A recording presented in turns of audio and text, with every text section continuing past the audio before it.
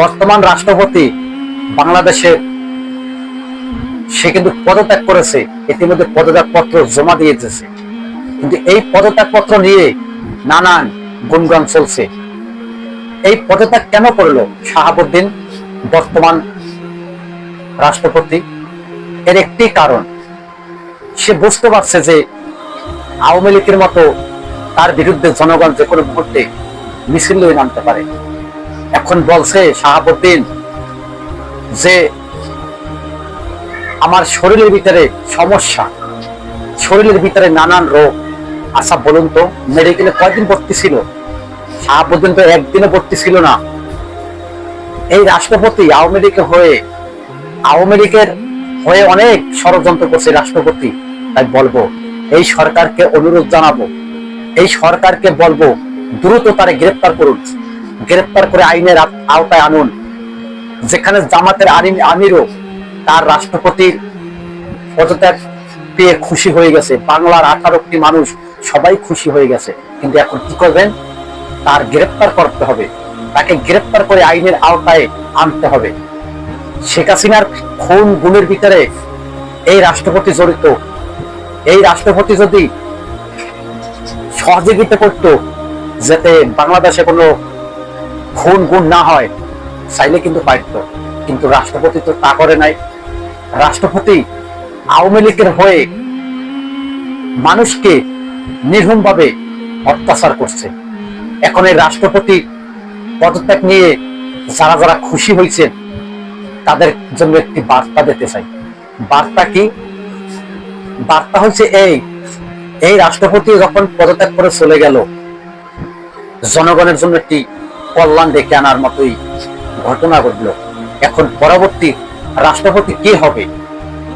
আপনারা জানেন যে মাননীয় স্পিকার রাষ্ট্রপতি গ্রহণ করছে এবং 3 মাসের জন্য সে এখন রাষ্ট্রপতি।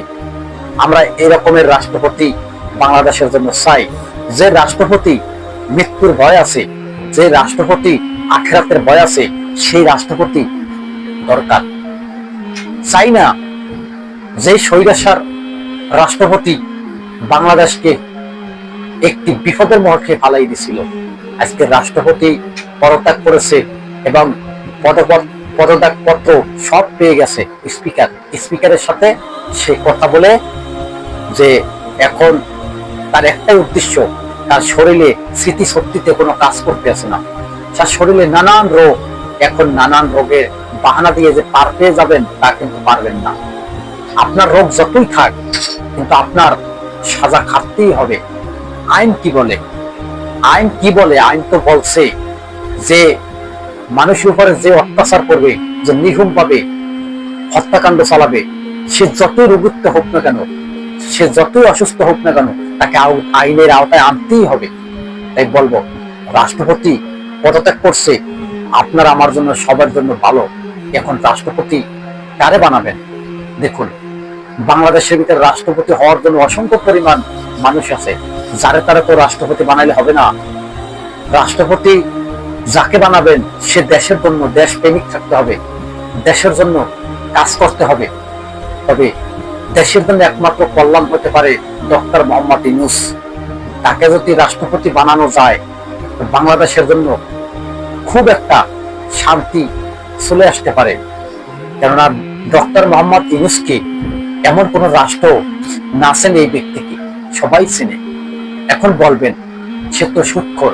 ভাই, সে সুদখোর, তার জবাব সে দেবে আখেরাতে। আপনি সুদ খাইয়েন না, তবে তো সুদ বন্ধ হয়ে যায়। তাই বলবো, ডক্টর মোহাম্মদ ইউনূসকে রাষ্ট্রপতি চাই কিছু কিছু মানুষ, এবং তাদের সাথে আমিও চাই। 10-এর যে গতি, আমারও সেই গতি। দর্শক, ভালো থাকবেন, ভিডিওটি শেয়ার করে দেন।